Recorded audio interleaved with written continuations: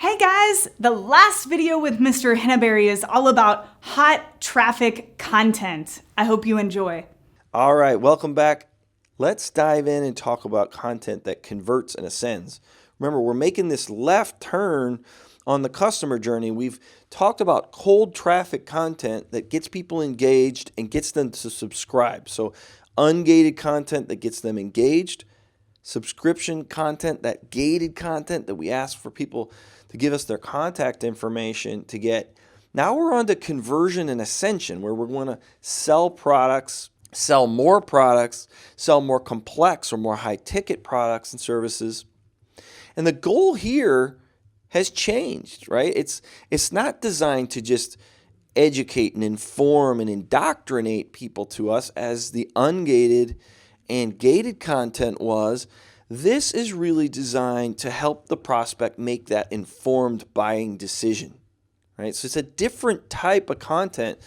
In some cases, it might be something that you didn't ever consider to be content marketing, but it absolutely is. So, for example, if I was considering purchasing a mountain bike, which I may or may not be considering right now, this article is really, really fantastic for somebody to help that is in the market to buy a mountain bike.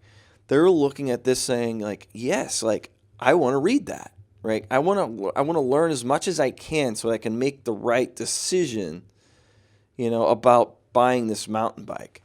So this piece from REI is a great piece of content that's really more designed for warm and hot traffic audiences. So there's three common types of content that convert and ascend, and common types are product demonstrations, comparisons, and customer stories. Let's take a look at each one of these in turn. As you can see here on the right, here's a customer story there that we've done with Climb Marketing. They're a customer of digital marketers, and we tell their story to help people make an informed buying decision whether they want to do business with digital marketer or not. And this customer success story at Climb, could be used to determine like, yes, I think I do want to be a customer of digital marketers.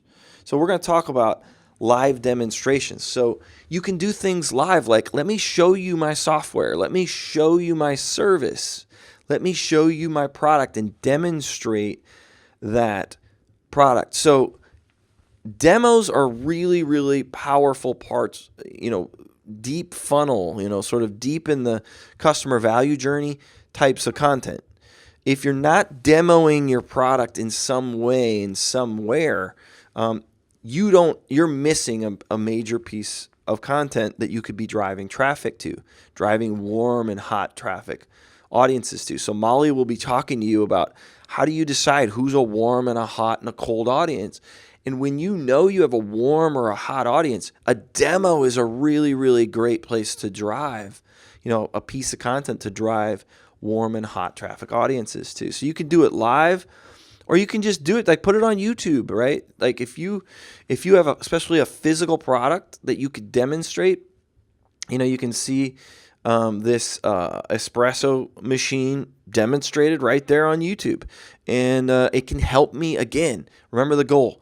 I want to make an informed buying decision. This is a great piece to drive warm and hot audiences to, a great piece of content.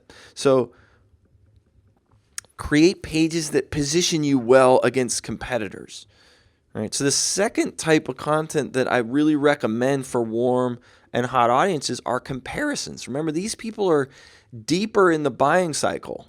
They've already learned, because you have shown them ungated and gated content earlier on in the cycle. Now they're ready. They're looking to make a buying decision, and they want to make an informed buying decision. And a very popular part of that, something that most people are going to be doing is trying to figure out, how does this stack up against a competitor? So this piece from FreshBooks, is how does FreshBooks compare to QuickBooks?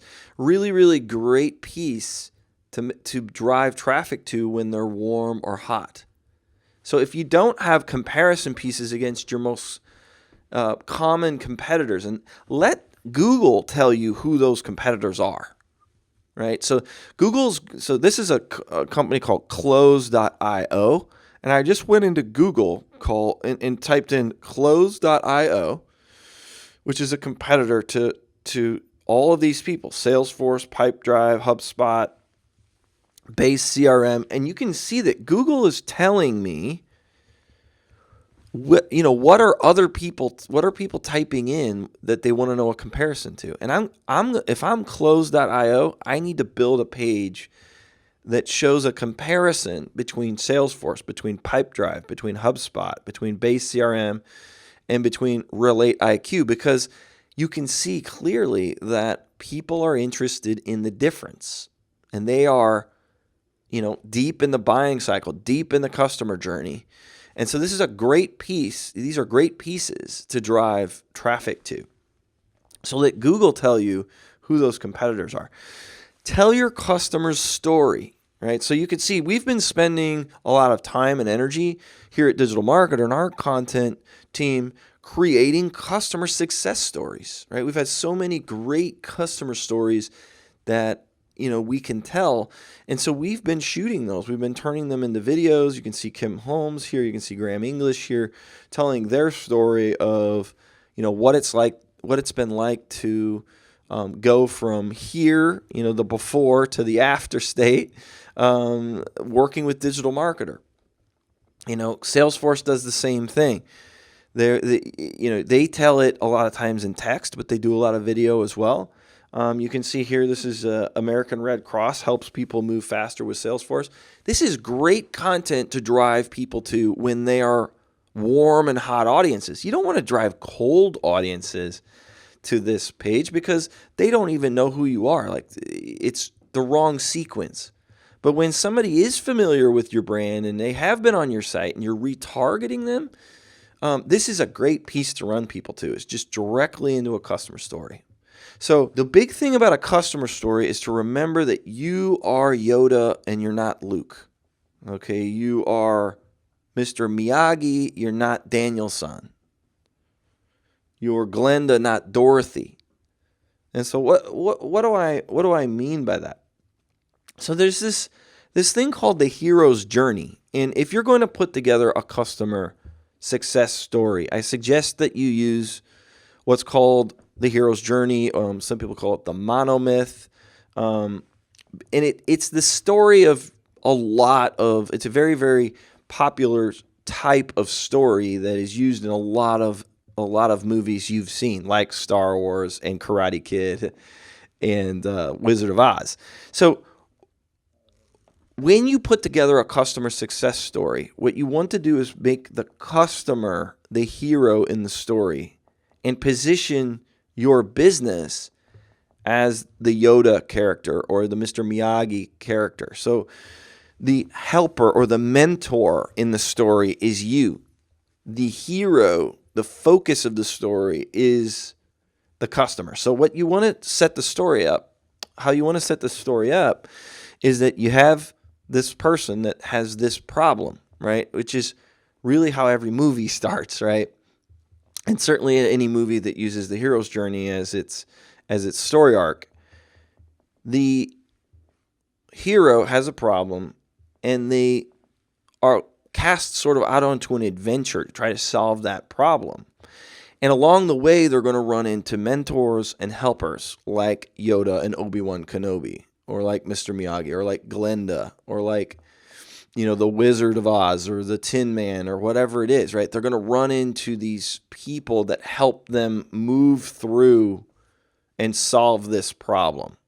And this is a shift that you really need to understand if you're going to use customer stories as the content that you drive traffic to in this traffic system, which I do recommend as long as you set things up using the hero's journey.